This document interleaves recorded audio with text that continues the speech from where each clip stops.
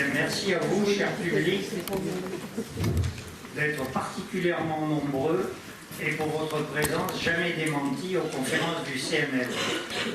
Et merci à vous, Galeb Benchek, d'avoir accepté notre invitation. Vous êtes docteur en sciences, philosophe, islamologue, président de la Conférence mondiale des religions pour la paix. Vous animez sur France 2 l'émission Islam et produisez sur France Culture l'émission Questions d'Islam. Voilà plus de 30 ans que nous nous sommes rencontrés pour la première fois et nos débats portaient déjà sur les dangers de l'apologie de la différence et la nécessité de travailler sur le rapport, le lien, les valeurs fécondantes de ces différences. Pour avoir lu vos ouvrages et vous avoir entendu chaque fois que cela a été possible, nous comprenons bien pour quelles raisons vous êtes aujourd'hui président de l'Islam de France. Cette fondation, créée en 2016 à la suite des attentats de novembre 2015, s'est donnée pour objet de contrecarrer, par la connaissance et la culture, l'idéologie qui nourrit le terrorisme djihadiste. La fondation est laïque. Son objet est profane. Elle n'est pas communautaire. Vous avez écrit « L'extrémisme, c'est le culte sans la culture. L'intégrisme, c'est la croyance sans la connaissance. Cela nous renvoie à cette donnée fondamentale qu'est la liberté de conscience. » Cher Galeb, vous avez la parole.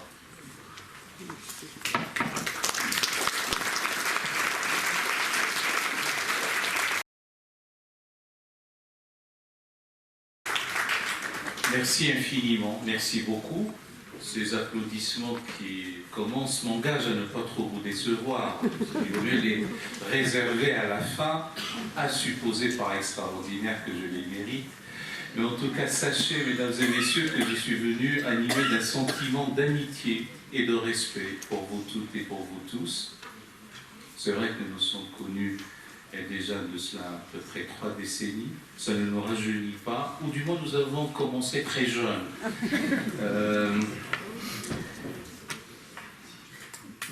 Je ne dis pas des choses comme ça pour détendre une atmosphère chargée, mais il se trouve que notre nation connaît une de ces convulsions paroxystiques, et, alors qu'elle est convalescente, traumatisée, résiliente, malade, et les prises de parole publiques doivent être responsables, allant dans le sens de l'apaisement, de la raison. Il faut mettre un peu de raison dans tout cela, dans cette hystérie, tout en réprouvant le répréhensible, en condamnant le condamnable et en essayant de promouvoir ce qui puisse faire sens. Parce que je crois aussi que notre nation est en devenir et elle aura un avenir. Simplement, ça dépend de nous de faire qu'il soit radieux, ou, je n'ose même pas y penser, qu'il soit ténébreux.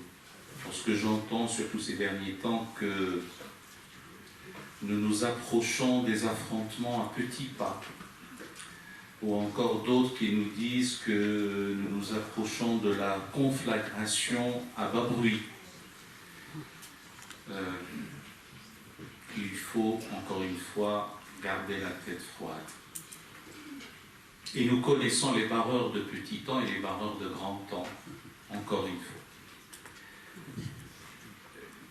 Quelques titres ont été déclinés ici. Moi, je ne reconnais qu'un seul. C'est d'abord celui du citoyen, républicain, président de la Fondation de l'Islam de France, c'est une réalité, et c'est dans cet ordre aussi.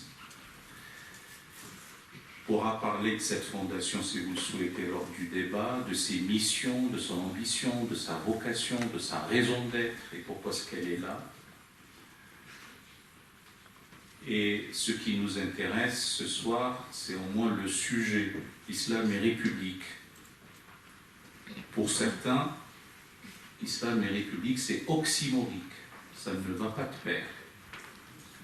Et d'ailleurs, combien votre serviteur a-t-il participé à des colloques, à des séminaires, à des symposia, à des conférences, à des congrès intitulés quasiment tous « Islam est quelque chose » et de ET, de la copule, pas du verbe être. Islam est la violence, Islam est la démocratie, Islam est la femme, Islam est la République, l'Islam est la gazelle, l'Islam est la science, l'Islam est l'éléphant, l'Islam est l'électricité, l'Islam est le numérique, l'Islam est je ne sais pourquoi. À chaque fois où il y a l'Islam, il y a, non sans raison, une hystérisation du débat. Raison de plus pour le canaliser, pour le rendre moins véhément, et à supposer par extraordinaire que ce soit le cas, eh bien moi je n'y participerai pas au sens où on rajoute à la polémique une autre polémique. Parce que la vocation d'une polémique est de ne pas perdurer en principe. Donc ça ne sert à rien d'en rajouter. Il y a des cas où il vaut mieux avoir une ascèse intellectuelle, morale, pour voir ce que d'aucuns appellent le jeûne de la parole. Il est beaucoup plus dur que l'abstinence ou le fait de se retenir quand il s'agit de manger. Bon, voilà. Ça, c'est un peu en guise de préambule. Je suis très attaché à notre belle langue française, mais là, je n'ai pas trouvé autre chose que cet anglicisme qui dit en gros « what went wrong ». Qu'est-ce qui n'allait pas pour que nous arrivions à cette situation? Et si je devais faire un peu le pédant, je dirais, nous sommes arrivés à cette situation à cause d'une condensation multidimensionnelle ou une cristallisation plurifactorielle de raisons, de motifs, de considérations qui, tout en s'enchevêtrant, nous ont amenés à cela. Donc la situation est complexe. Et parfois, lorsqu'on dit que la situation est complexe, c'est de deux choses l'une. Soit on a envie de se défausser sur le terme complexe et on passe à autre chose, soit quand même la rigueur intellectuelle nous recommande de nous coltiner, si je puis dire, l'explication en quoi c'est complexe. Mais pour ma part, puisque je n'ai aucune prétention de dire « tiens, moi j'ai compris, d'autres n'ont pas compris », c'est qu'il y a un enchevêtrement, je l'ai dit, une stratification ou une sédimentation de grilles de lecture. Il n'y en a pas qu'une seule, il y en a 3 ou 4 ou plus.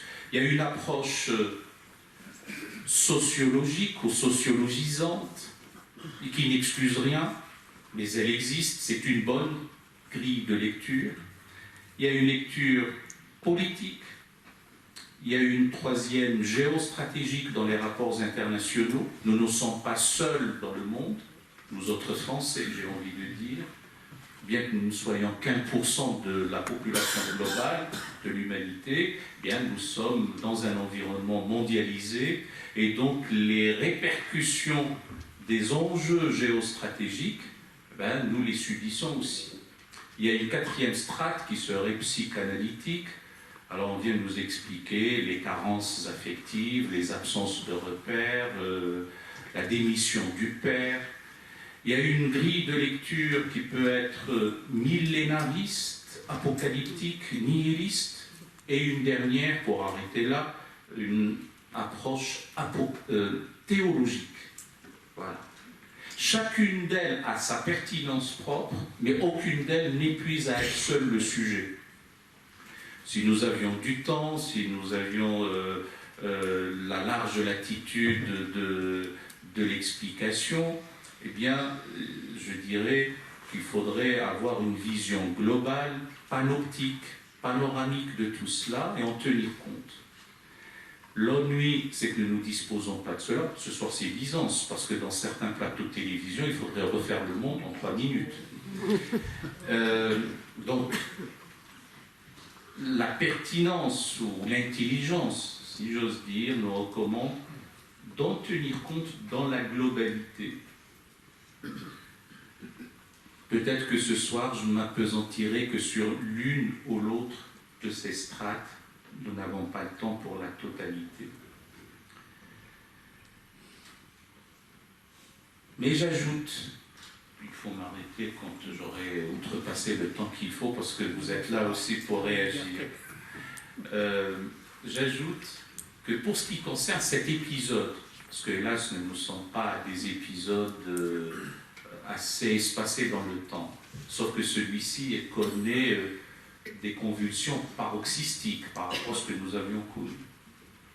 Si nous étions dans le temps long, pas très long, mais le temps long, parce qu'il faut aussi avoir une approche du temps avec la froideur d'esprit. En vous disant cela, je pense tout de suite à une double métaphore que j'emprunte au monde médical. Il y a le médecin légiste et il y a le chirurgien.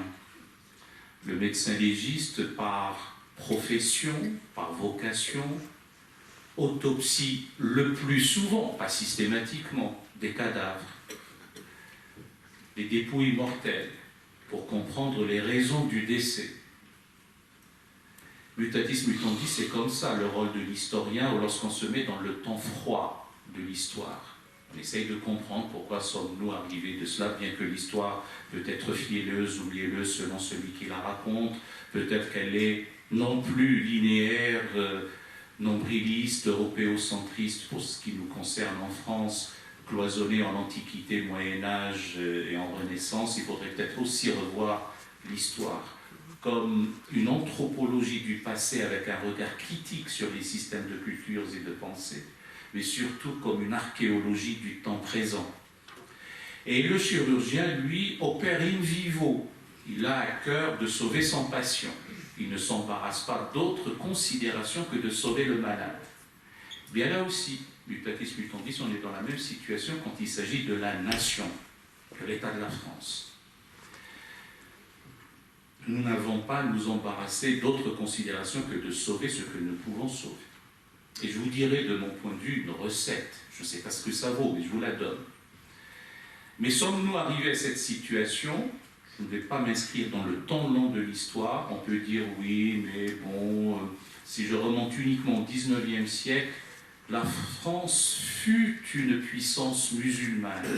Eh bien oui, elle fut une puissance musulmane du point de vue démographique. Et les sujets de l'Empire sont restés sujets de la République. Voilà un début d'anomalie. Et puis, la loi dite de séparation du 9 décembre 1905, étonnamment, n'a pas été appliquée partout sur le territoire de la République. Et tout particulièrement dans les départements d'outre-Méditerranée. En dépit des demandes réitérées des oulémas, voilà un terme générique pluriel qui veut dire docteur de la loi, savant, théologien, etc. Et leur président, un certain dénommé Ben Badis, est venu requérir auprès du Conseil d'État, il est mort le 16 avril 1940, donc c'était bien avant 1940, pour que la loi dite de séparation fût appliquée en Algérie. Il a été débouté. Il écrit dans le Météore, organe central de la dite association, l'association des oulémas, maintenant il n'en reste plus qu'à compter sur nous-mêmes et sur Dieu qui a voué-le dans un État qui se veut laïque, c'est quand même un peu cocasse. Bien. Bon, et donc quelques ennemis de cet ordre se sont accumulés, on peut en citer, mais ça ne sert à rien. En revanche, dans le temps court, je fais monter ces crispations à 30 ans. Ce ne sont pas nos rencontres, mais à peu près, puis peut-être qu'il faut se méfier des amitiés de 30 ans, il faut dépasser le cap de 30 ans, ça c'est important, et nous allons le dépasser ce cap. C'est que, voilà, à la rentrée scolaire de 1989, deux fillettes à peine nubiles se sont présentées dans un collège dans l'Oise, à Creil, emmitouflées. J'exagère à peine. Important, ce qu'on appelle le foulard, parce que la sémantique est importante. On ne sait plus s'il s'agit de voile, de foulard, de fichu, de mante, de je ne sais quoi. Mais bon, elles se sont présentées avec un foulard. Ça ne sert à rien de refaire l'histoire en disant on aurait dû, il fallait que, etc. Mais en l'espèce, hélas, on aurait dû. Il y a eu deux manquements, ou un double manquement. D'un côté, D'abord, ce sont les hiérarques musulmans de l'époque qui ont failli. Il suffisait de dire, à supposer par extraordinaire qu'il faille s'enchaîner aux références scripturaires, premières, en l'espèce le Coran, chose qu'il ne faut surtout pas faire comme ça, eh bien, en principe, les injonctions nombreuses et impérieuses quant à l'acquisition du savoir sont beaucoup plus importantes que le fait de voiler deux fillettes, alors que le texte n'est pas aussi clair qu'on le pense, et on ne parle même pas de cheveux. Bon, voilà. C'est pour vous dire comment ce que nous aurions dû tous dire et faire à ce moment-là, ce sont donc ces hiérarques, je ne sais pas lesquels, mais en tout cas, recteur de la Grande Mosquée de Paris, tel ou tel responsable, etc. Ça n'a pas été fait. Et nous en payons jusqu'à présent les conséquences. Et du côté de la République, il y a aussi un autre grand manquement. Le ministre de l'Éducation nationale de l'époque s'est défaussé sur le Conseil d'État, et le Conseil d'État a fait du droit au lieu de faire de la politique. Bon, c'est le propre du Conseil d'État de faire du droit, mais ça revient aux politiques de prendre ses responsabilités, et la responsabilité n'a pas été prise. Et de démission en démission, d'abdication en abdication, de régression en régression, nous nous retrouvons dans la situation que nous connaissons maintenant, en étant passés par les histoires de la burqa et du burkini. Si dans toutes ces choses-là, on ajoute ce que j'ai appelé l'annus horribilis de 2015, et puis les soubresauts dus aux attentats, on peut comprendre que nous arrivions à une telle tension. Alors, je ne suis pas en train de revenir à ma stratification de tout à l'heure, la strate sociale et tout. Je suis en train de donner une explication en guise de préambule. Alors, comment sortir de l'ornière? À mon avis, il faut, c'est toujours facile de dire il faut que yaka. Il faut sortir de l'ornière en distinguant les paramètres. Dans une situation compliquée de conflit, de tension, de belligérance, etc., à mon avis, il y a deux approches. La première, quand on se prévaut d'une éthique, du sens des responsabilités, sans autoflagellation aucune, il faut voir d'abord chez soi les manquements. À la parole donnée, à la solidarité, à l'éthique elle-même, au sens des responsabilités, sans incriminer toujours et systématiquement autrui comme étant la raison du chaos. Bon, ça c'est le premier point, j'allais dire, d'ordre éthique, voire spirituel. Je le dis sous la voûte commune de la laïcité. Et le second point, c'est l'intelligence qu'il recommande, c'est de séparer les paramètres, distinguer les registres, faire preuve de discernement. Et là, j'en ai quatre en moins, 4 niveaux.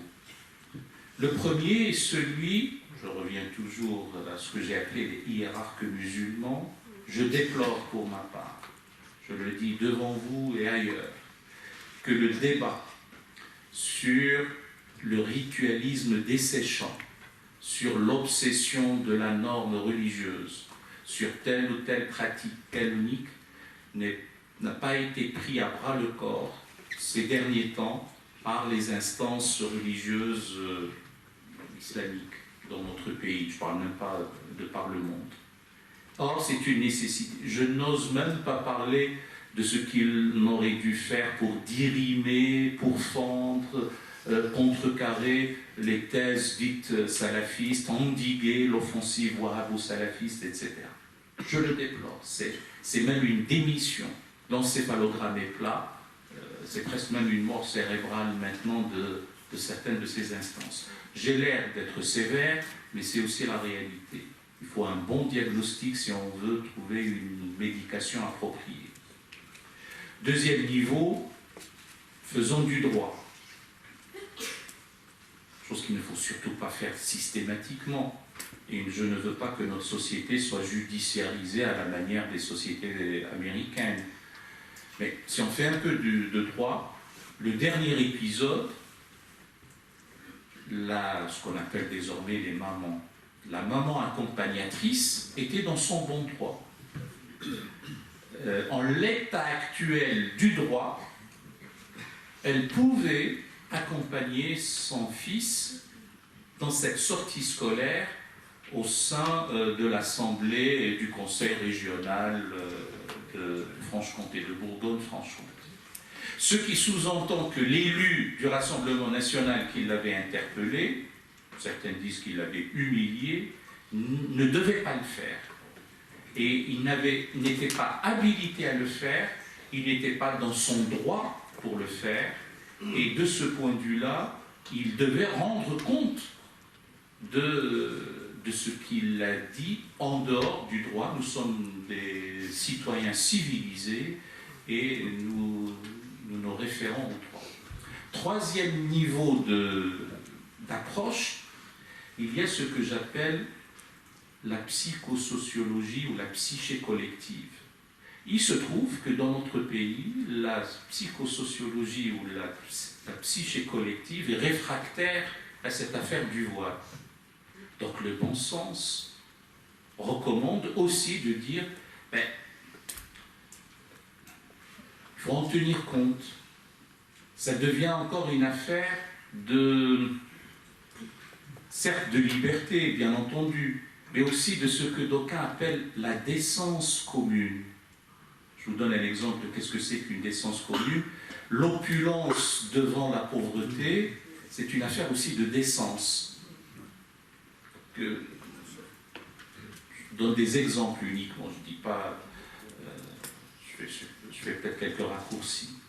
Et là, malheureusement, cette sagesse n'est pas venue. Parce qu'on s'arc-boute sur « ah, mais c'est mon droit », et puis c'est la liberté, et puis on invoque la laïcité, laquelle laïcité est toujours adjectivée, c'est-à-dire elle est positive, ouverte, inclusive, auquel cas il y a ce que les grammairiens appellent les antonymes, donc elle sera fermée, négative, etc. Or, les grammairiens disent toujours « méfiez-vous de l'adjectif qui affaiblit le substantif ». La démocratie participative n'est pas la démocratie tout court, ou la justice sociale n'est pas la justice tout court. Parfois on pense rajouter, mais en réalité on diminue. Dire à quelqu'un je t'aime bien, ce n'est pas du même ordre que de lui dire je t'aime. Donc voilà, il y a des choses auxquelles il faut penser. Quatrième niveau, eh bien, si on est dans l'impasse dans laquelle nous nous trouvons, pris en mâchoire, en tenaille entre deux mâchoires, ce que d'aucuns appellent les wahhabo-salafistes, ou même l'islamisme politique, voire dans certains cas des musulmans, je dis des parce que l'article les est toujours problématique. L'article les englobe, généralise. Or, toute généralisation est abusive. Tout essentialisme est réducteur. Il n'y a pas de pire insulte à l'intelligence humaine que de prendre le conjoncturel pour le structurel ou de prendre le circonstanciel pour l'atemporel, à l'apostrophe. Donc, des musulmans fragiles d'esprit, se sentant brocardés, insultés, on dit stigmatisés maintenant, se sont mis du côté qu'il ne faut pas. Et étonnamment, les questions identitaires ont surgi.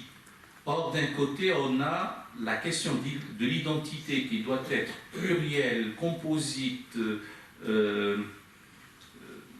elle aussi diversifiée, comme ça, parce que je peux être, quand je suis à Toulon, il faut que je fasse peut-être attention, supporter du rugby, du club de rugby local, et syndicaliste, en même temps ingénieur, puis joueur de boules,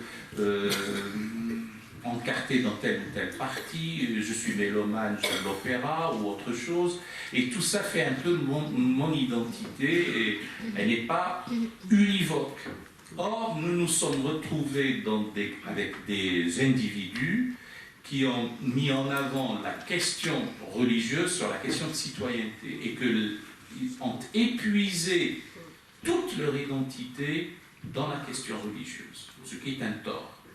Et de l'autre côté, on a aussi une affaire d'identité où on pense que l'identité française, on avait un président qui a osé parler d'identité nationale, qui est aussi monolithique, cryogénisé ou calcifié, qui n'évolue pas, et cette évolution était perçue comme un traumatisme.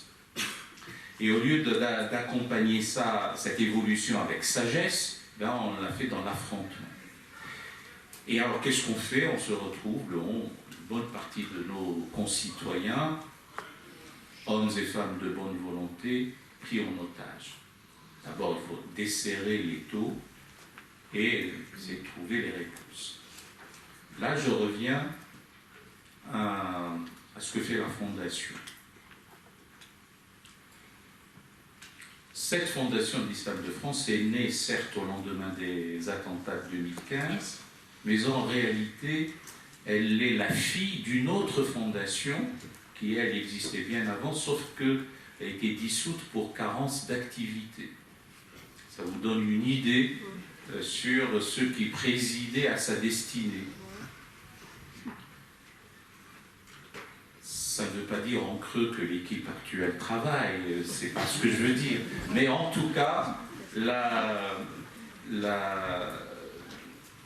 moyennant un toilettage ou un montage d'ordre juridique, on se retrouve avec la Fondation de l'Islam de France, qui est l'héritière de la Fondation des œuvres de l'Islam de France. Elle a un quadriptyque, ou un politique à 4 volets dans ses missions, dans sa vocation et dans son ambition. Certes, sa raison d'être est de contrecarrer le salafisme, comme on dit. Puis, je vous prie tout à l'heure, toutes vos questions sont les bienvenues, j'y répondrai si je peux répondre, au sens de si je sais répondre. Je n'éluderai pas la question, mais on réfléchira ensemble si je ne sais pas répondre. Donc il y a un politique à 4 volets, et l'ensemble concourt pour un enjeu de civilisation, pour un défi de cohésion républicaine et pour une cause nationale. Moi, je rêve qu'un jour on dise 2020-2022, la question épineuse de l'islam dans notre pays est une cause nationale. Comme on aurait parlé du chômage ou des retraites ou de telle ou telle cause nationale, de telle maladie, des choses comme ça.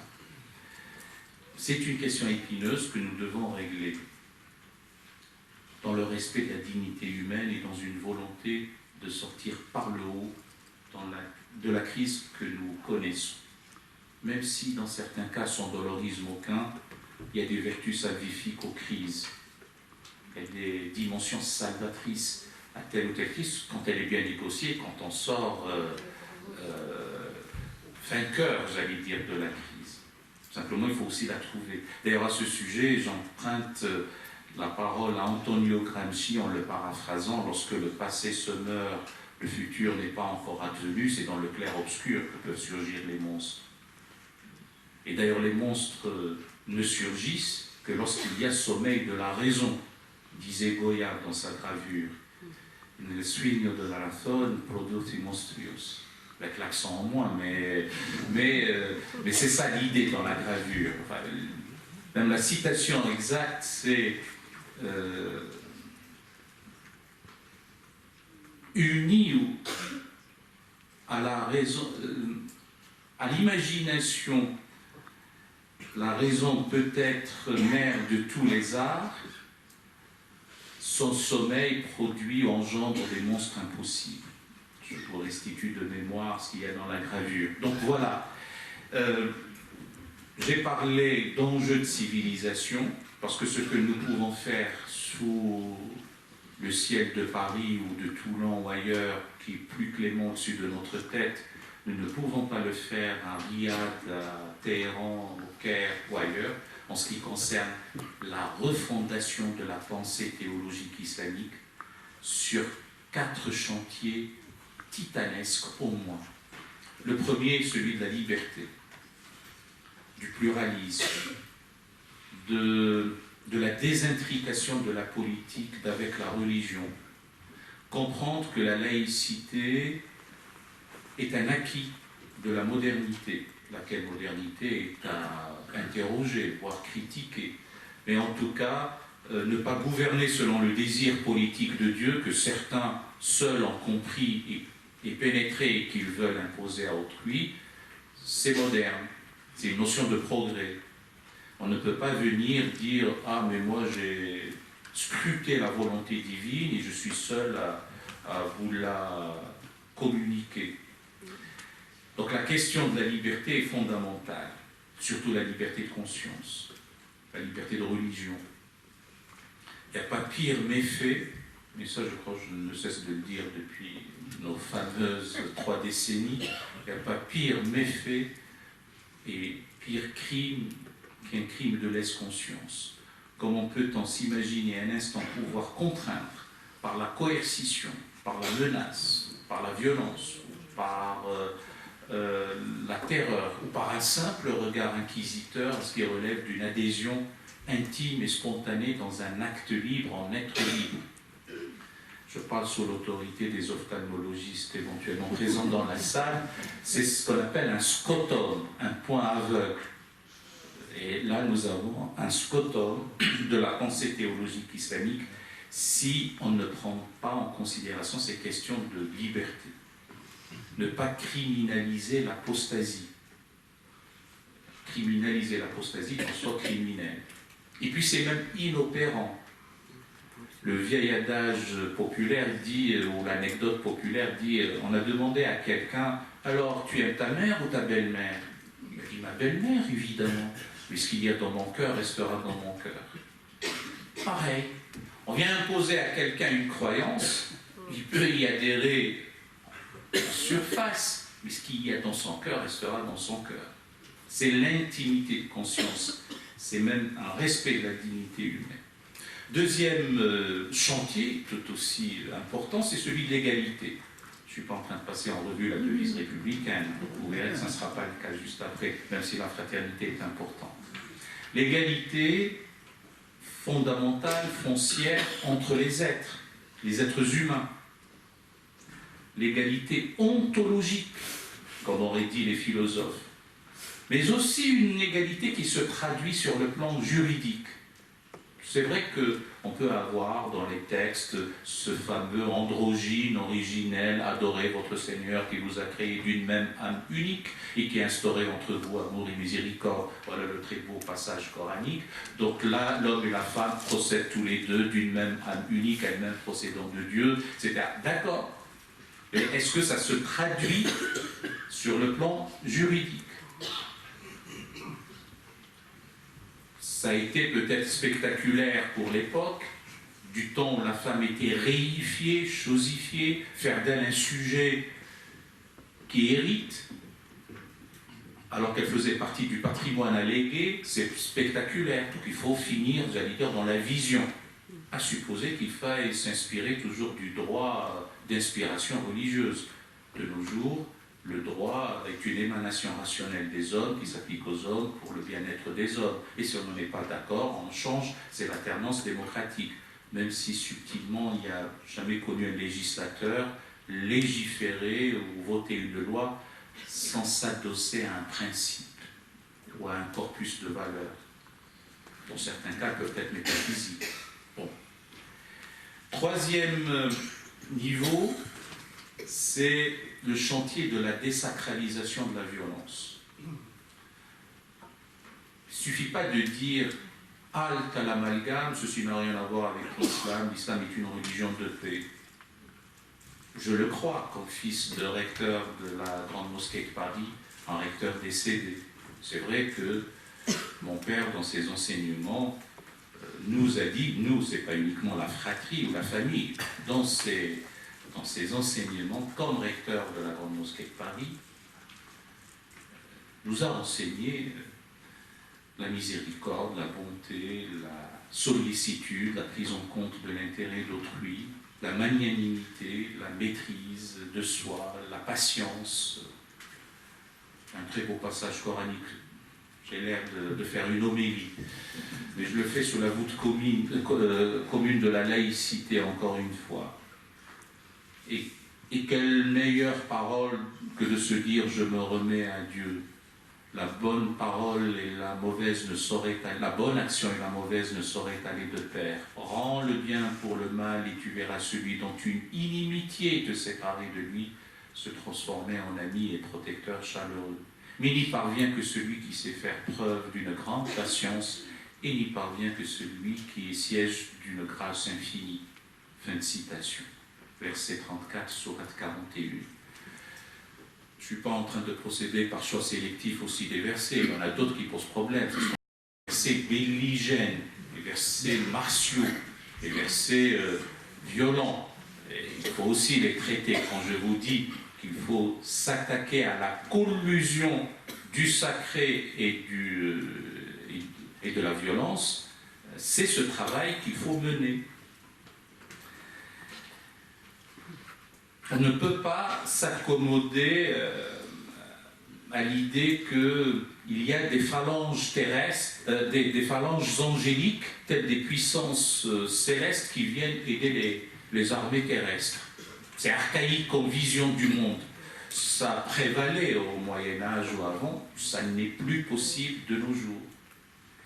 Or, il se trouve que des imams autoproclamés, je n'ai pas dit des imams autoproclamés, certains parmi les autoproclamés ignares, eh bien, vont percevoir et même puiser dans un corpus éculé des choses de cet ordre et débiter à longueur de journée des balivernes, davantage sur les réseaux sociaux. Et le danger est aussi ce qu'on appelle les fatwas du cher Google. Voilà où on nous en sort. Quatrième chantier tout aussi titanesque et important, c'est faire en sorte de séparer, ou en tout cas d'autonomiser le champ du savoir par rapport au champ de la croyance. C'est-à-dire que les connaissances scientifiques doivent être autonomes par rapport aux croyances religieuses.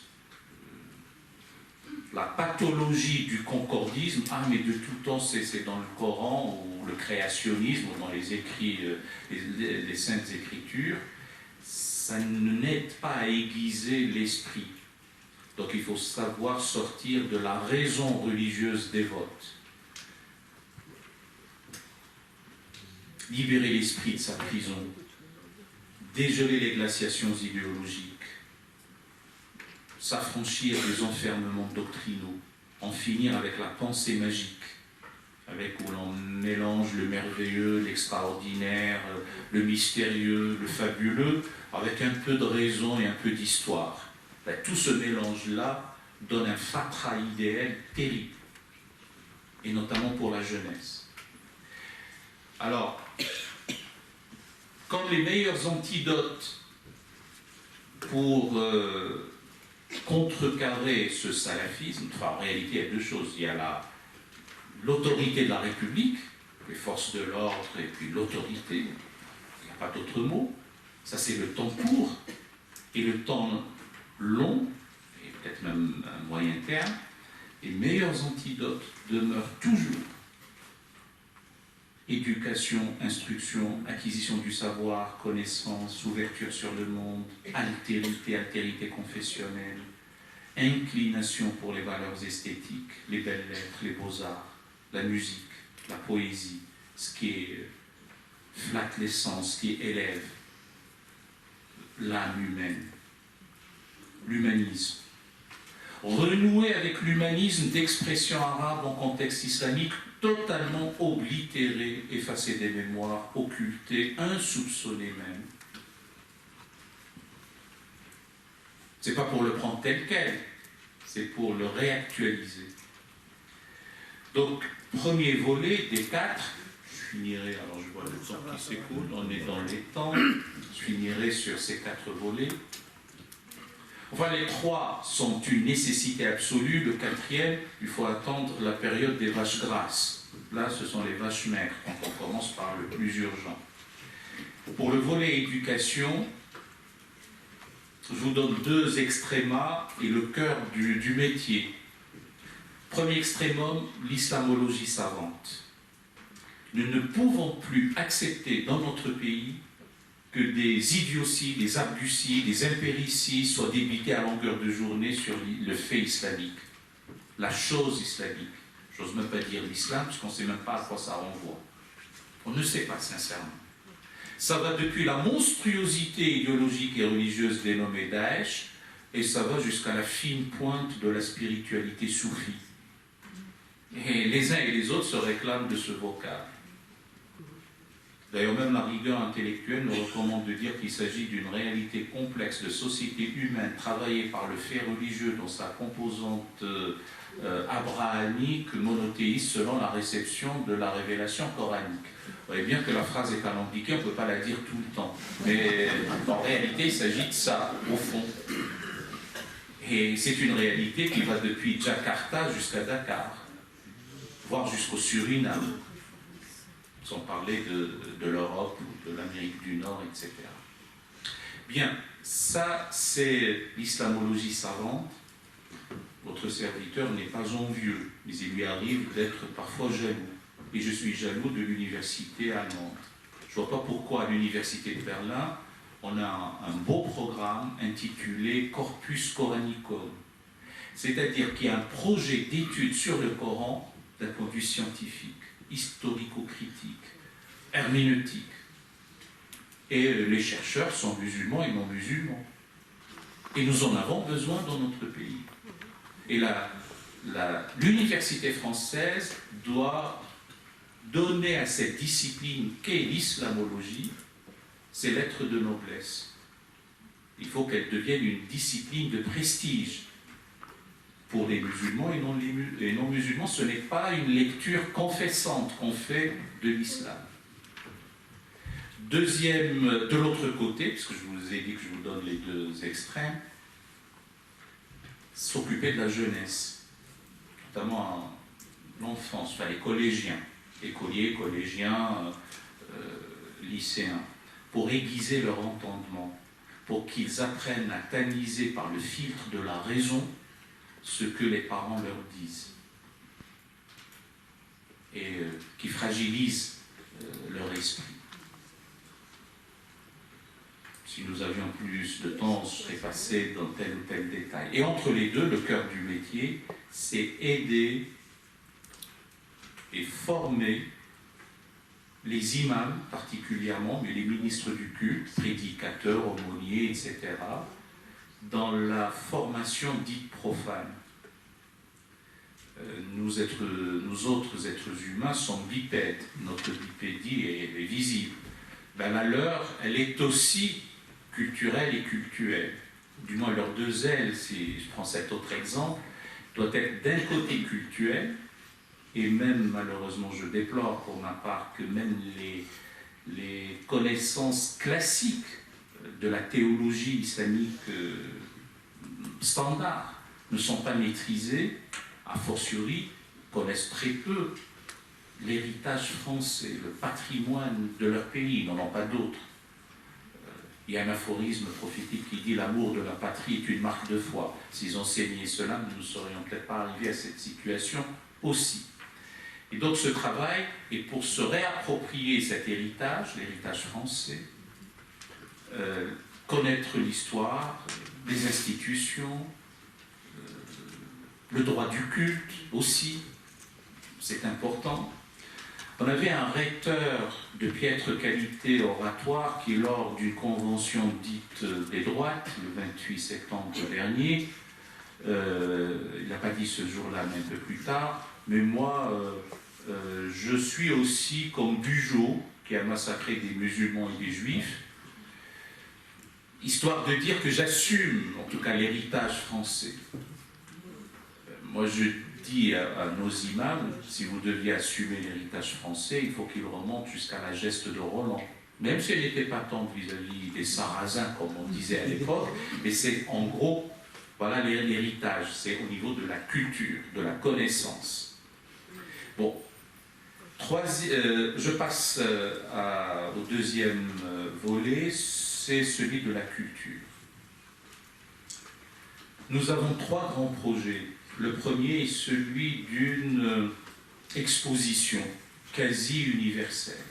J'ajoute quasi parce que de nos jours, le temps des expositions universelles paraît révolu. Intitulé « L'islam et l'Europe, 15 siècles d'histoire ». En toute rigueur, c'est un peu moins de 15 siècles, mais c'est un peu plus que 14.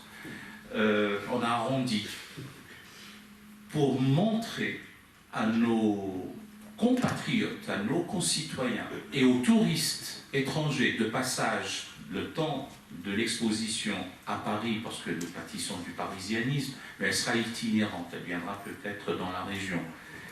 Une exposition intitulée « L'islam et l'Europe, 15 siècles de l'histoire » pour montrer la forte prégnance civilisationnelle de l'islam écrit avec grand I sur l'Europe.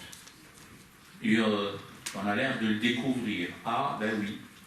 Nous finissons nos repas par des douceurs et des sucreries, le dessert, et ça va crescendo jusqu'à l'art lyrique, ou l'italienne à Alger de Rossini, Sherazade de Nikolai Rimsky-Korsakov, les arabesques de Debussy, l'enlèvement au sérail composé par Mozart présente le Pacha Selim comme un homme longanime et magnanime qui consent à restituer l'amoureuse Constance à son fiancé. Et d'ailleurs, cet opéra, nous le montons, on l'a un peu raccourci, il sera joué par des lycéens, enfin dans le chœur. Ça nous paraît important d'avoir comme cheval de Troie dans la citadelle de l'extrémisme ou de l'intégrisme des questions de connaissance et de culture. Deuxième projet, c'est monter des pièces de théâtre et notamment la rencontre de Saint François d'Assise avec le sultan mamelouk Malik al-Kamil en 1219 à Damiette. C'est pour dire que ces soubresauts ne datent pas de quelques années, etc. C'est qu'il y a une histoire commune euro-méditerranéenne. Si je prends 2 minutes encore pour le couplet que j'ai l'habitude de dire, pas systématiquement, mais parfois je ne me retiens pas de le dire. Si je devais m'adresser à un ami prêtre de surcroît, je lui dirais ceci. Mon cher abbé, assieds-toi sur le divan, je serai en face de toi sur le sofa en dessous de l'alcôve. Veux-tu un alcool venant directement de l'alambic et pas du magasin? Quant à moi, je prendrai un café sucré parce que je n'aime pas ce qui est amer. Tout à l'heure, nous dégusterons ensemble un sorbet où nous boirons un sirop à nectar d'abricot. Et si tu veux patienter, tu peux consulter des manuels d'algèbre et d'alchimie dans lesquels il y a des algorithmes, des chiffres et des zéros. Et pour nous distraire un peu, nous pourrions jouer aux échecs. Et comme l'enjeu est une joaillerie des lapis lazuli et des émeraudes, alors attention à l'échec et mat, parce que ce n'est pas un jeu de hasard. Et si tu veux respirer un peu, tu peux ouvrir les mouchoirs rhabillés afin de sentir le jasmin et de voir au loin le vaisseau amiral entouré de felouques entrer dans l'amirauté. Et peut-être que dans l'arrière-pays, il y a des girafes et des gazelles qui gambadent. Si tu te sens un peu fatigué, tu peux enlever ta chemise en coton et enfiler ton pyjama en mousseline et t'allonger sur le matelas recouvert de taffetas de couleur carmin qui est sur le baldaquin. Attention, demain matin, en sortant dans la Médina, tu risques de rencontrer le zouave avec sa matraque en train de pourchasser le caïd du milieu. Si je te dis ça, c'est parce qu'il y a entre nous une charte dont les actes sont ceux de l'amitié. J'arrête là parce que c'est trop long, puis il faut arrêter. Je n'ai fait rien d'autre que de parler arabe. Et c'est cet arabe-là que j'ai parlé qui témoigne que ce fut et que c'est une langue véhiculaire du savoir, du droit, du cérémoniel de cours, de diplomatie, une langue onusienne, de travail à l'ONU. Et donc, quand on a une députée écervelée qui dit « Ouh là là, c'est la langue du communautarisme », et encore un autre chef de parti tout aussi écervelé qui dit « Ouh là là, c'est la langue du terrorisme, il ne faut surtout pas l'étudier ». Ben si, il faut l'étudier, c'est bon pour les renseignements généraux, déjà. Il faut l'étudier, c'est bon pour faire des affaires. Mais surtout, il faut l'étudier parce que c'est une langue de diplomatie, avant tout, lyrique, suggestive, belle, et qui témoigne de la civilisation impériale, à l'architecture palatiale, Topkapi, l'Alhambra, la Soleimani, l'Alcazar, le Taj Mahal en témoignent. Et on avait 3 grands empires, l'Empire ottoman, l'Empire safavid, l'Empire moghol, qu'il ne faut surtout pas oublier. Nous sommes dans une période de crise, et bien à nous, il nous incombe de faire pour que nous sortions de la crise. Il y a le 3e volet, mais le temps passe, donc je vais peut-être arrêter là. Alors je le dis rapidement, c'est le volet social. Votre serviteur a initié ce que j'appelle l'UPI. UPI, un acronyme d'Université populaire itinérante. Alors pourquoi itinérante? Parce que nous ne bénéficions pas de la logistique dont a pu bénéficier un Michel Onfray. Lui, il a eu l'auditorium du mémorial de Caen. Ben, nous ne sommes pas à Caen déjà, et nous sommes à Paris, et nous n'avons pas les moyens d'avoir un grand auditorium pour que notre université populaire soit sédentarisée. Eh bien, d'une faiblesse, il faut en faire une force. Eh bien, nous partons, nous prenons notre bâton de pèlerin pour aller de ville en ville, de cité en cité, de quartier en quartier, avec la noblesse du mot populaire, parce que je commence à en avoir marre de la sémantique, quartier difficile, zone sensible, je sais pas quoi. Donc nous y allons pour des débats entre citoyens, par-delà l'option métaphysique ou l'appartenance confessionnelle, musulmans et non musulmans. D'abord pour apprivoiser les peurs, exorciser les hantises, domestiquer les angoisses, bref, crever l'abcès, dire ce qui ne va pas. Et je puis vous assurer qu'à l'issue de chaque université populaire, eh bien, il y a des mères de famille qui viennent nous dire « Aidez-nous ». Nos enfants sont la proie facile, soit des sermonnaires doctrinaires qui viennent leur débiter des arguties, du genre « ta vie ici-bas est ratée, mais si tu suis les préceptes que je suis seul à te dicter, tu redors ton blason et tu iras au paradis ». Soit tu meurs en martyr, ça c'est pas grave parce que tu vas jouir des délices paradisiaques, soit tu seras vainqueur et tant pis pour les mécréants. Voilà, les choses sont résumées ainsi. Et si ce n'est pas le cas, c'est la drogue et la délinquance. Et donc, nous donnons des allocations, nous essayons de les aider, et surtout, c'est cette idée d'avoir un lycée avec internat comme un sanctuaire pour que cette jeunesse puisse acquérir le savoir dans des conditions moins hostiles, comme on dit. Et notre ambition, c'est d'avoir au moins un lycée-internat sanctuarisé, ça rappelle un peu les internats d'excellence qu'on ne retrouve plus, qui n'était qu'une lubie, paraît-il, et au moins un par région, et pourquoi pas au moins un par département dans le temps. C'est pour vous dire que l'enjeu est véritable. Et si je vous dis quels sont nos moyens epsilonesques devant un sujet aussi névralgique, aussi crucial, eh bien, je n'ai pas envie que vous vous énerviez en cette fin de soirée, donc je me tais là. C'est parce qu'on n'en a pas pris conscience encore. Mon éducation m'a handicapé quand il s'agit de parler de moyens financiers, de fonds, d'argent.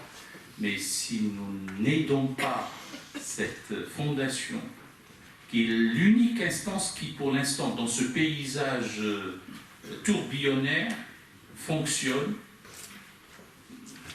je ne sais pas ce que seront les lendemains.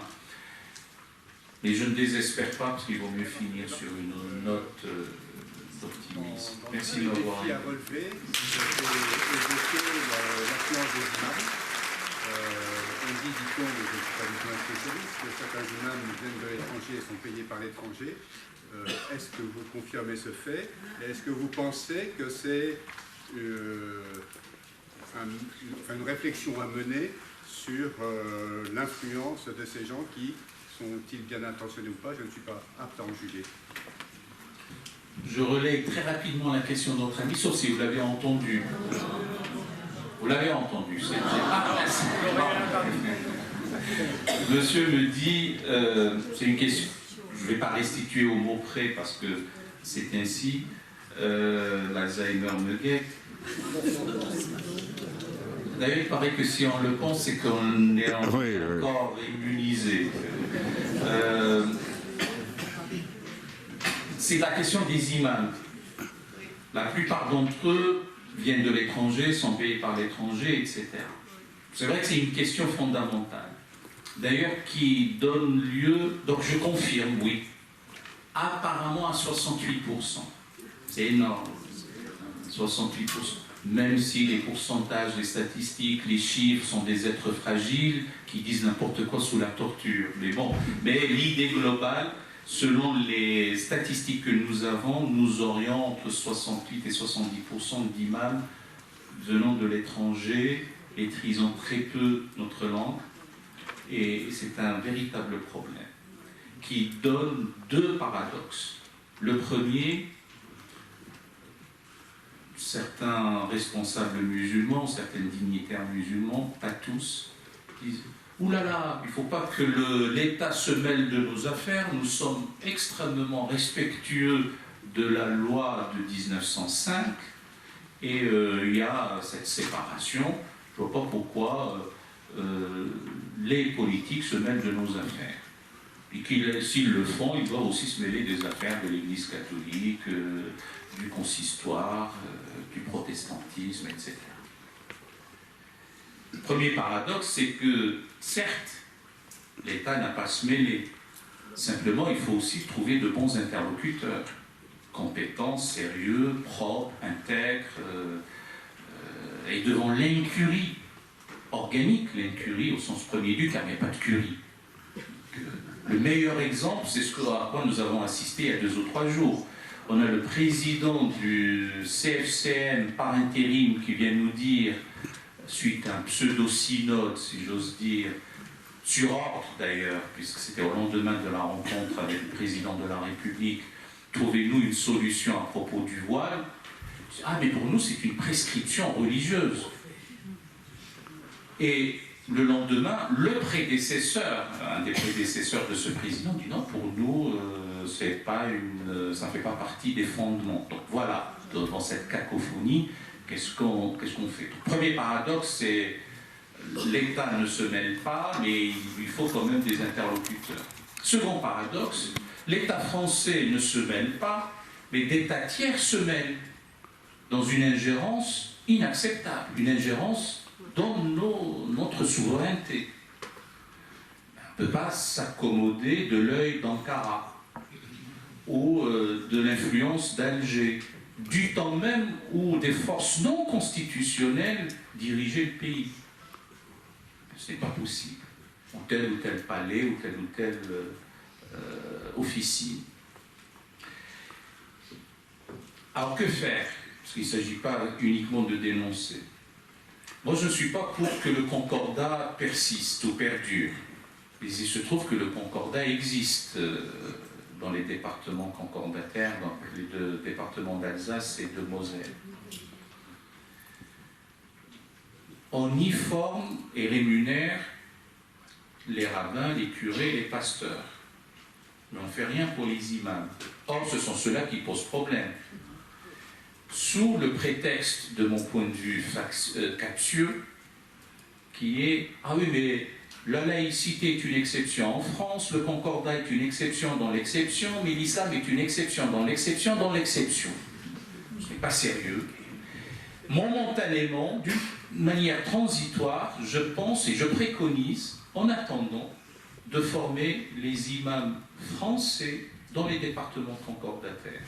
Et après, ils pourront, une fois quand ils seront un peu plus nombreux, autonomes, etc., à l'esprit gallican, donc en s'affranchissant de tout autre ordre tutélaire,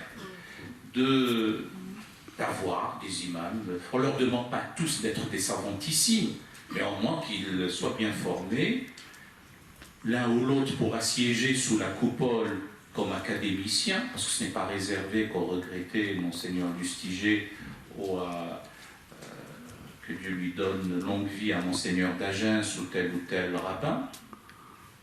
Et c'est comme ça que les choses harmonieusement puissent être dans notre pays. C'est ça le défi, c'est le défi de la formation des imams et de leur donner un statut et que leur prêche, leur prône soit dans un cadre républicain, naturel et harmonieux. Bien. D'autres questions, madame? Vous avez dit que votre fondation a très peu de moyens financiers. Il y a des organisations qui ont des moyens extrêmement importants. On a beaucoup parlé de Qatar Charity, qui se développe partout, d'abord en Angleterre, en Allemagne, en France, et qui fait partout des mosquées, des écoles, des hôpitaux. Quelles sont les relations et quel regard? Est-ce que vous avez des relations? Est-ce que vous parlez aussi entre vous? Est-ce que, je sais pas moi, est-ce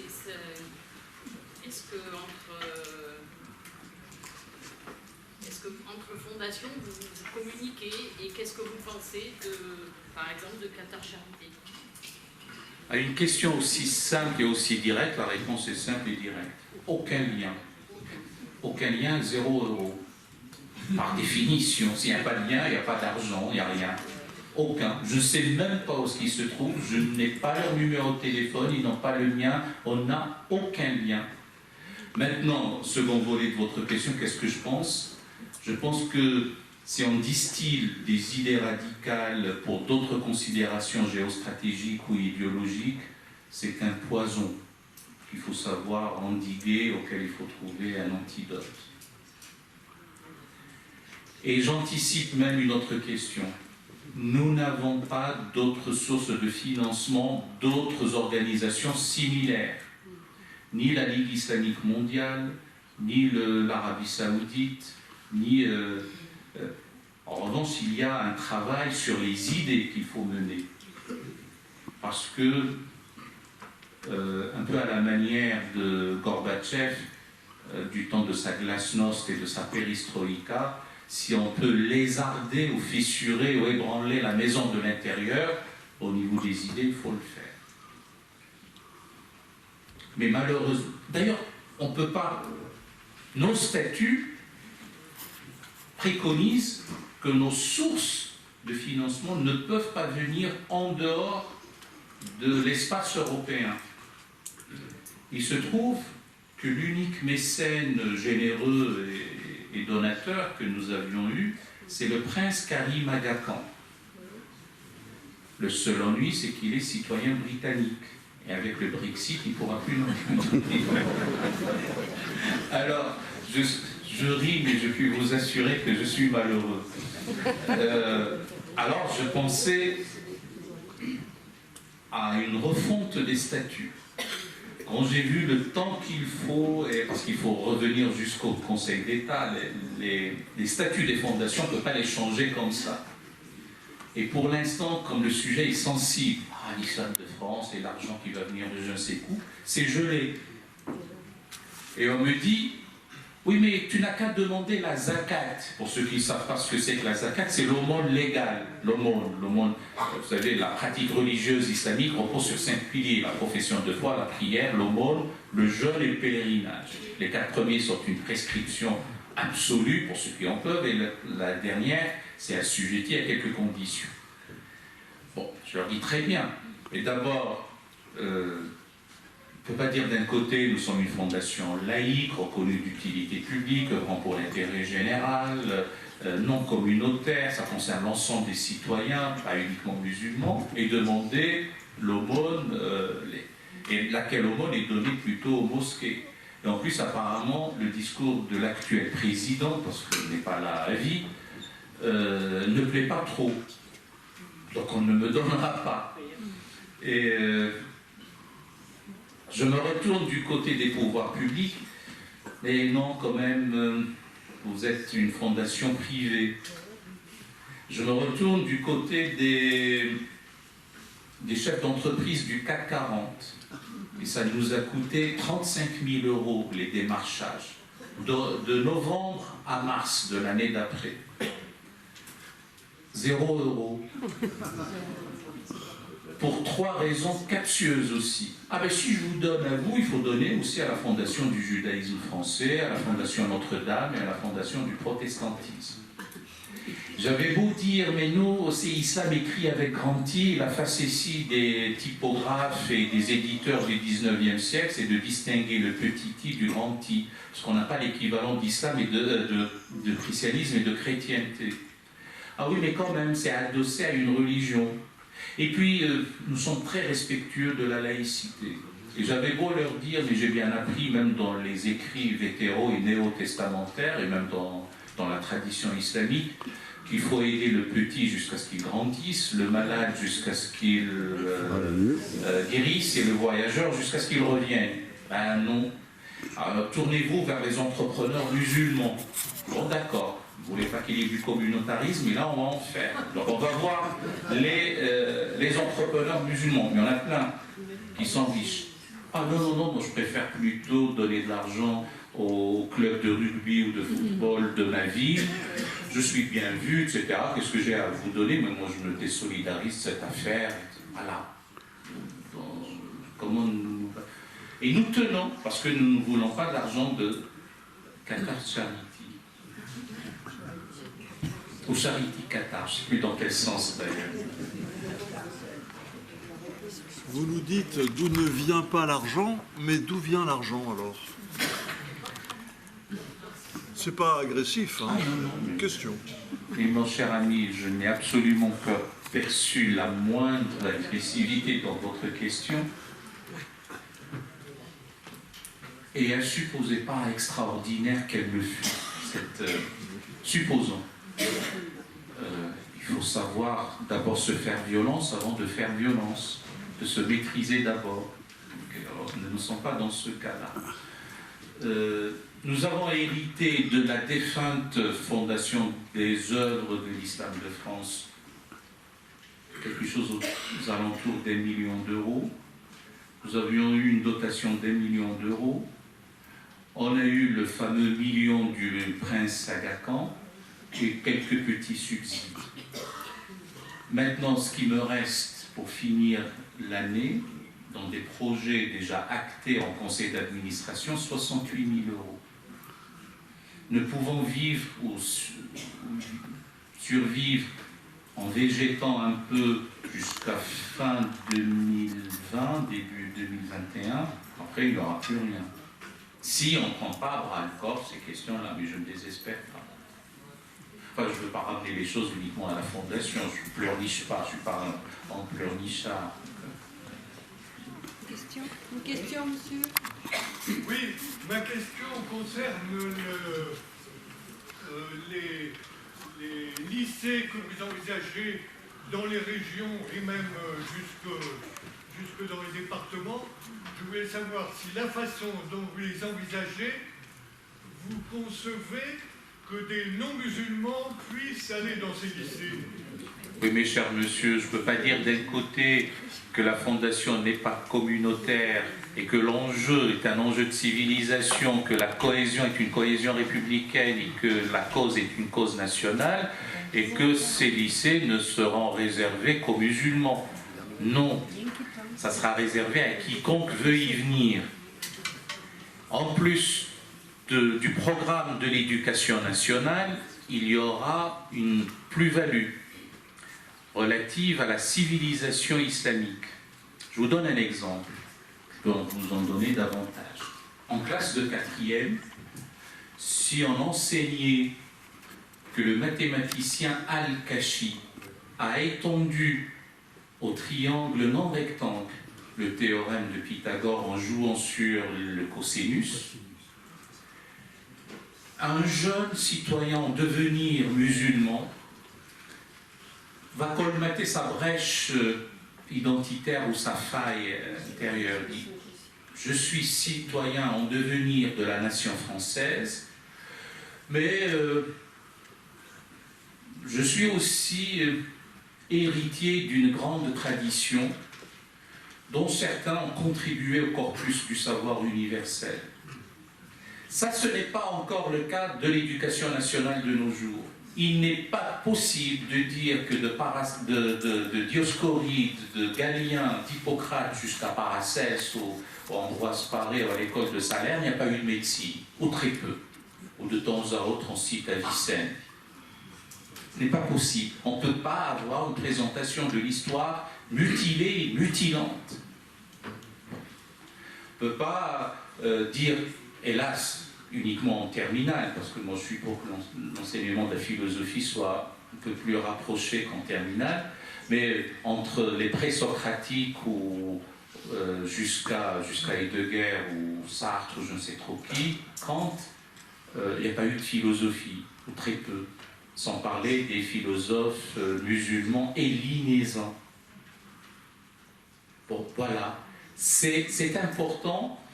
Pas par souci d'apologie mièvre, où les systèmes apologétiques montrent très vite leurs limites, c'est simplement inscrire la civilisation humaine qui est la nôtre dans son contexte euro-méditerranéen.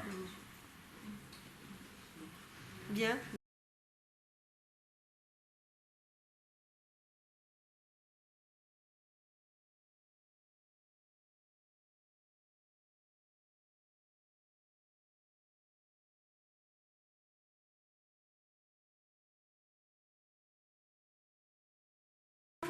Là-bas au fond. Oui. Oui, allez-y. D'abord, j'aimerais exprimer mon appréciation pour toutes vos idées et votre ambition vis-à-vis de l'islam en France. C'est-à-dire que ces idées que vous avez énumérées sont très louables et je tenais à vous le souligner. Et j'aimerais vous poser une question sur l'origine de cette ambition. C'est-à-dire que est-ce la volonté de, en quelque sorte, rafraîchir l'image de l'islam en France afin d'éviter ces amalgames ou notions erronées qu'on peut avoir de nos jours via les médias et autres, ou est-ce une volonté tierce qui a motivé ces objectifs? Bien. Vous avez fini votre question. Ah oui, très bien. J'essaie d'être un homme qui privilégie l'écoute jusqu'au bout. Merci infiniment de considérer que mes idées sont louables. Si je devais encore une fois parler anglais, je dirais « You've made my day ». Donc, j'ai gagné ma journée, c'est très bien, je ne me sens pas fatigué en venant de Paris, je suis en tout cas entre amis. Merci, vraiment.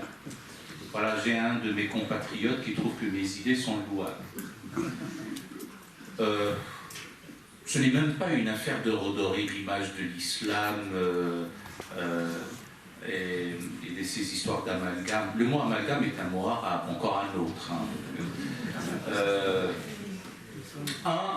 Pour vous donner une réponse directe, même si je ne me sens pas sommé d'y répondre, il n'y a aucune raison, nous sommes compatriotes, vous êtes citoyen, je suis citoyen, je ne vois pas pourquoi vous m'interpellez, est-ce qu'il y a une idée tierce? Dans l'absolu, je peux dire, et alors?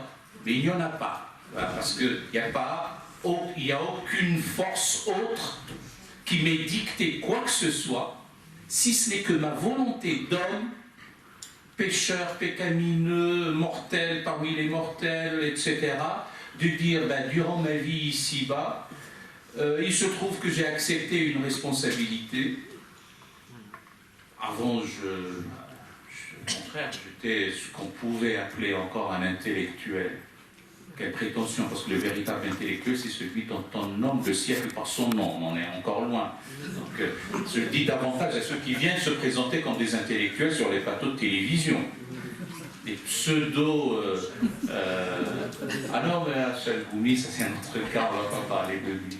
Bon, vous savez que votre serviteur a été traité de Chalgoumi lettré. Je m'étais dit, tiens, voilà une antonomase oxymorique.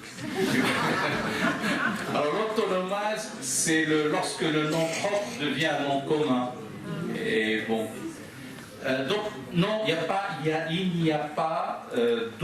a pas une dictée qui m'est venue d'autre que ce que je pense être juste à un moment donné.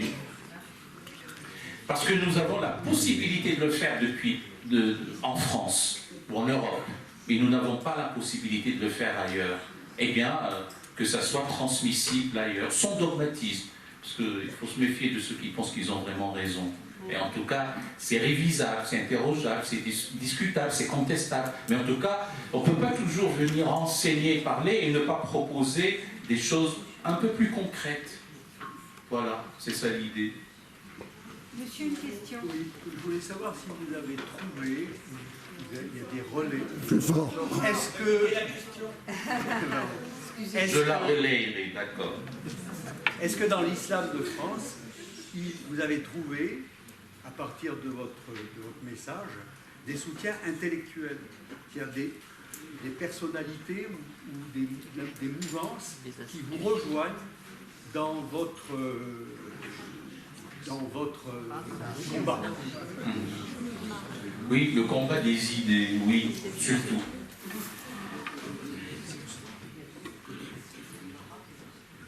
Tout dépend de comment on apprécie, au sens on estime ou on jauge les choses. Le plus grand voyage commence par un pas, et je pense que nous avons fait quelques enjambées, véritablement. On a, parce que le temps passe et ça s'écoule inexorablement, on a ce qu'on appelle un campus numérique, une sorte d'université digitale. Les islamologues, les intellectuels, musulmans et non musulmans, qui viennent l'enrichir sont de plus en plus nombreux. Quelques-uns nous demandent de les défrayer, je peux le comprendre, mais d'autres viennent à titre gracieux, bénévolement, viennent, et cette université digitale, ce campus numérique, doit devenir en principe le site de référence ou l'université digitale de référence en ce qui concerne l'islam d'expression française. Vous voyez bien où est notre ambition. Et ça couvre une gamme qui va depuis l'islamologie savante jusqu'aux aspects artistiques. On montrera que Ziryab, c'est quelqu'un qui était le premier à avoir fondé un conservatoire. Ziryab, c'est un musicien qui a fui Bagdad, il est de Mossoul, et puis il est parti jusqu'à Cordoue. Quand on sait qu'il a existé, on n'aura pas un imam ignare qui dit « Ah, si vous écoutez de la musique, vous serez maudit ». On montrera dans ce campus numérique que Al-Farabi, l'Alfarabus des Latins, en 1950, était le premier musicothérapeute qui soignait la mélancolie par la musique.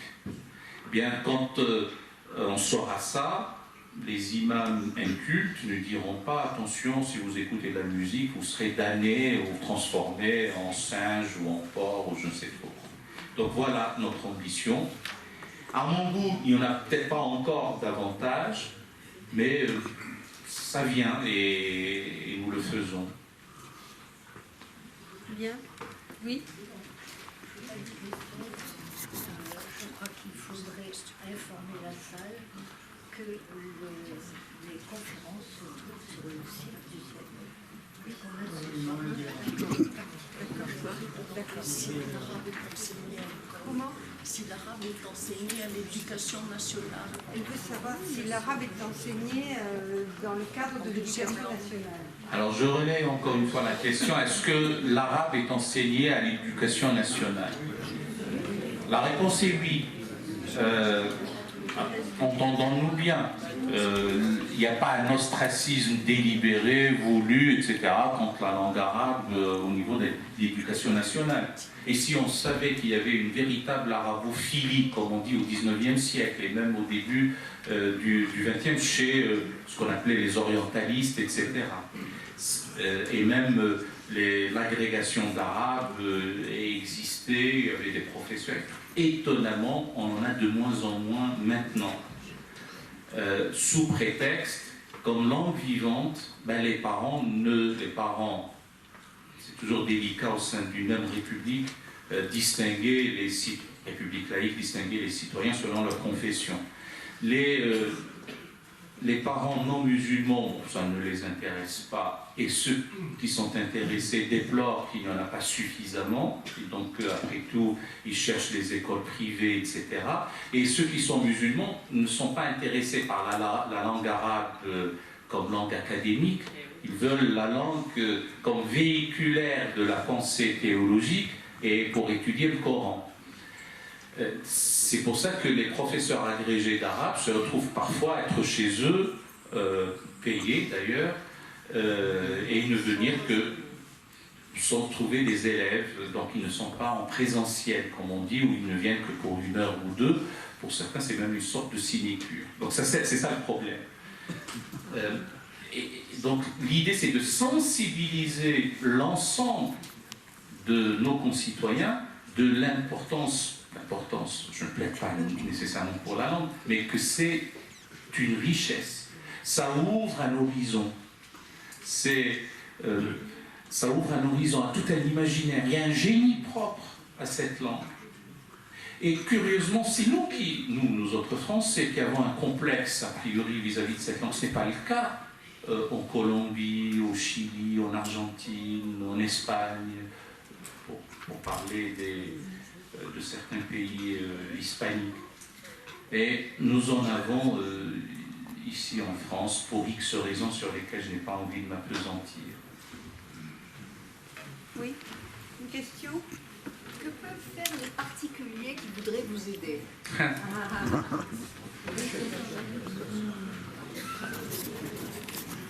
Je ne veux pas, par une pirouette, dire votre présence, votre sourire vous aide beaucoup.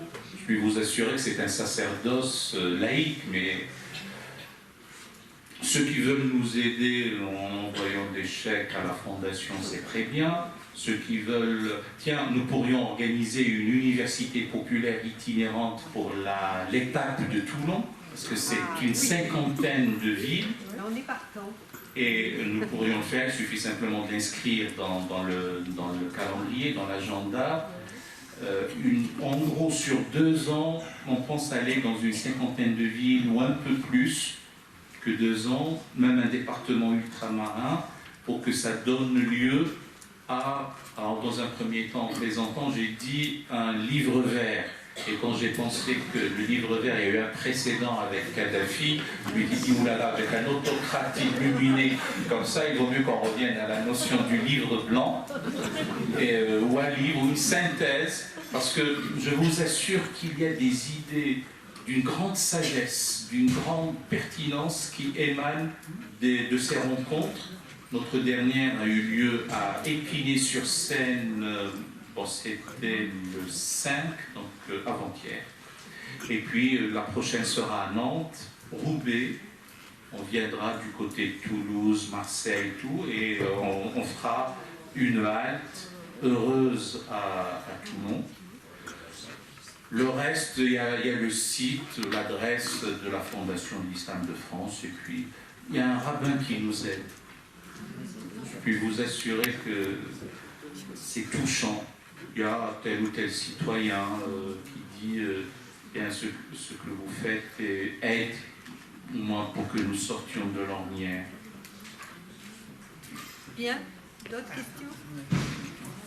Oui, vas-y. Est-ce que vous rencontrez des enseignants proches de vos idées dans les écoles musulmanes en France? L'enseignement libre ou confessionnel islamique n'est pas si développé qu'on pense en comparaison de l'enseignement catholique, et bien entendu cela se comprend. Tout dépend. Il y a ceux qui ne sont pas heureux parce que, enfin, d'abord, je ne veux pas que les choses soient auto-centrées uniquement sur ma personne. Enfin, d'une part, je ne suis pas venu parler que de moi, ce que je fais. Nous parlons d'une manière générale. D'ailleurs, notre sujet, c'est l'islam et la République. Mais bon, il se trouve que la Fondation est au centre de notre débat maintenant. Au-delà de l'enseignement de ces enseignants, la difficulté est la suivante. Pour un certain nombre de musulmans, je dirais même d'islamistes, je suis téléguidé par le pouvoir pour saper les fondements de l'AE. vraie religion de Dieu.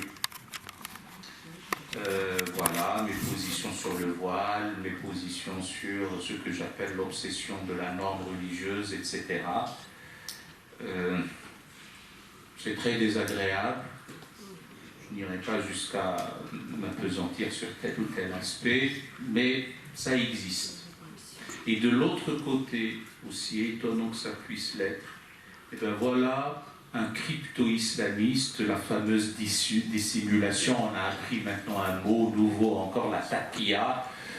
Oula, celui-là est un peu plus intelligent que les autres, il n'est jamais clair, il dit une chose et son contraire, et puis il est là pour islamiser la France, il faut toujours se méfier, il n'est pas clair dans ses propos, il faut s'en méfier.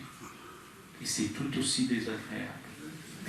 Donc il faut tenir une ligne de crête, très ténue, mais il faut la tenir, et elle est tenue pour l'instant.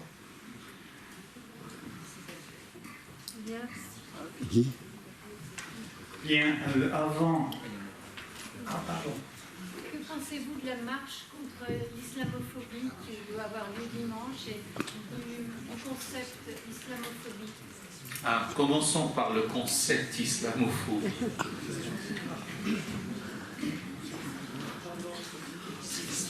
Les linguistes parlent de mots valises, de mots sacs, de mots pièges, de mots poison, de mots je ne sais trop quoi, et le mot islamophobie fait partie de ces mots poison. Alors, quand c'est comme ça, qu'est-ce qu'on fait? Moi, j'essaye de faire un peu d'étymologie et après on voit les choses. Islamophobie, étymologiquement, c'est la peur de l'islam. Et quelque part, c'est le musulman qui parle. Tout à l'heure, j'ai dit citoyen, républicain, etc. Je ne mets pas en avant ma foi, je ne la tais jamais. Je pourrais, avec S ou sans S à la fin, comprendre qu'on puisse avoir peur de l'islam. Si on voit qu'il y a un arc de cercle qui va depuis le nord Nigeria jusqu'à l'île de Jolo, passant par la Corne africaine, sans m'appesantir sur cette région du monde qui a vu naître une monstruosité idéologique et religieuse dénommée Daesh, ben, il y a de quoi avoir peur de l'islam. A fortiori, lorsqu'il y a ce qu'on appelle maintenant de l'islam bashing, a fortiori lorsque on a une focalisation sur le vil, le maladif, le pervers, etc. Si je ne devais avoir comme seule source d'information sur notre société française que l'unique canal de la revue détective, il y a de quoi désespérer de l'âme humaine en France. Avec tous les faits divers et tous les crimes que cette revue nous présente. En plus, on nous dit, oui, mais les musulmans se cachent derrière l'islamophobie parce qu'ils ne veulent pas qu'on critique leur religion. Et on a fabriqué un mot pour laisser les aveugles aveugles. C'est totalement faux. Enfin, peut-être ce n'est pas le cas pour les islamistes et autres. Bienvenue à la critique. La critique, lorsqu'elle est populaire, elle est salutaire, elle n'est pas dénuée de bon sens. Lorsqu'elle est académique, elle aide à avancer. Toute doctrine, toute philosophie, toute théologie, a fortiori, qui fuit le débat, qui esquive le choc des idées, qui élude les questions, s'atrophie, se vulnérabilise. Redoutant l'asphyxie, il ne lui reste plus que le fanatisme pour survivre quelques instants. Donc bienvenue à la critique. Et de grâce qu'on ne dise pas que c'est une affaire de critique. Alors on ne veut plus parler d'islamophobie. Les non-musulmans ne veulent pas parler d'islamophobie, pas tous, mais en tout cas, et quand il n'y a pas le mot, il n'y a pas la chose. Or, il se trouve qu'il y a aussi des actes de haine contre les musulmans. Alors, comment sortir de ce piège? Eh bien, j'ai composé un néologisme. Mais avant de vous le dire, je passe par un petit détour à visée pédagogique.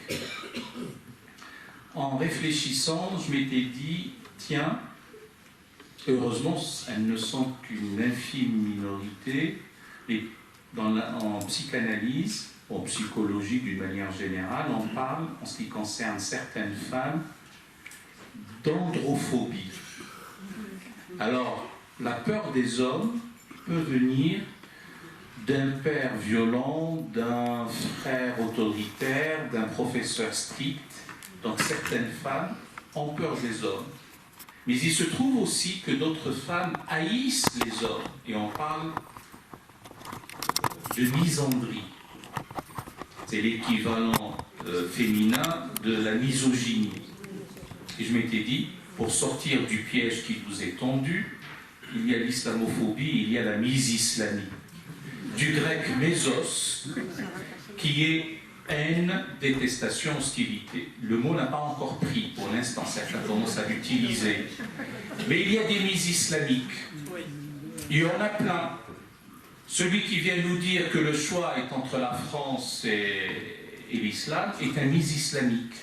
Celui qui vient nous dire « Ah, mais moi je déteste l'islam et les musulmans, quand je monte dans un bus ou dans un bateau, si je vois une femme voilée, je descends. » Bon, on peut comprendre qu'il puisse descendre du bus, mais on ne peut pas comprendre qu'il puisse descendre du bateau. Mais ça se dit, et ça reste impuni. Et on ne peut pas le dire d'une autre tradition religieuse ou d'autre. Et ça, ce n'est pas possible. Ça augmente le sentiment chez nos concitoyens, nos compatriotes musulmans, tout à l'heure j'ai ajouté un peu fragile d'esprit, de dire puisque c'est comme ça, eh bien, moi j'irai du côté au moins de ceux qui nous défendent, et pourquoi pas, même s'ils sont sur telle ou telle idée, je ne suis pas d'accord avec eux, mais on ne peut pas subir ce que nous subissons tous les jours, sans qu'il y ait de réaction. Voilà, le concept d'islamophobie et nous piège. Alors, pour dimanche, nous, Fondation de l'Islam de France, n'avons pas appelé à la manifestation. Non. Pour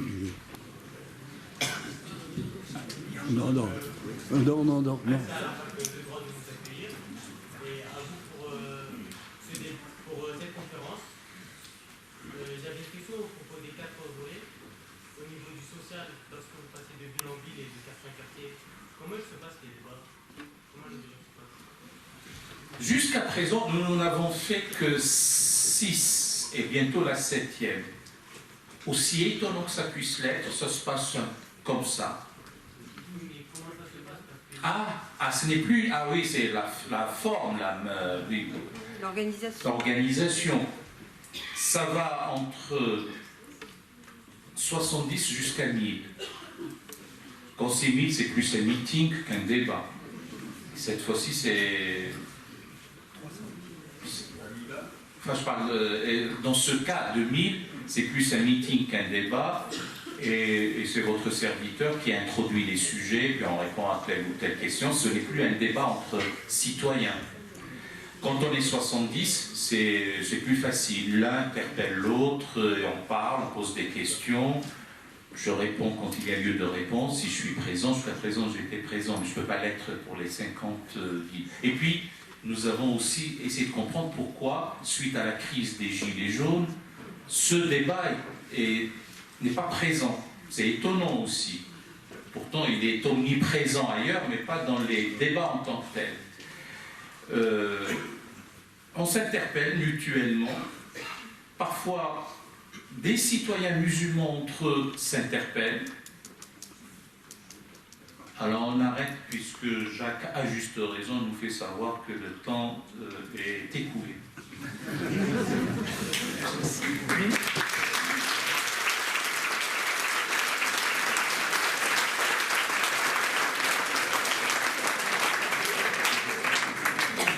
Une dernière chose avant que vous partiez. On a parlé d'islamophobie il y a très peu de temps. Je voulais revenir sur une enquête qui a été dirigée par une sociologue qui est directrice d'études de l'école des hautes études en sciences sociales sur le voile.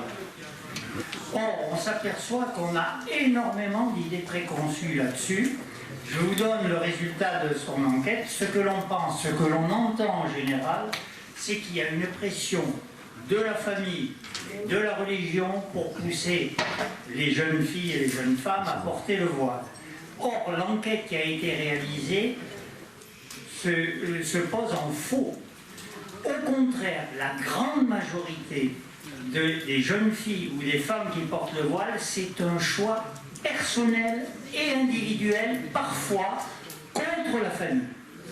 Et j'ajouterai une chose, il s'agit ici de personnes qui ont suivi l'école de la République, qui sont intégrées, mais de façon bizarre, on voudrait qu'intégration veuille dire comme nous. Or, ça me paraît être un contresens. On peut être intégré en étant habillé différemment. Je ne vois pas où est le problème. Je vous remercie. La prochaine conférence sera Véronique Langueur.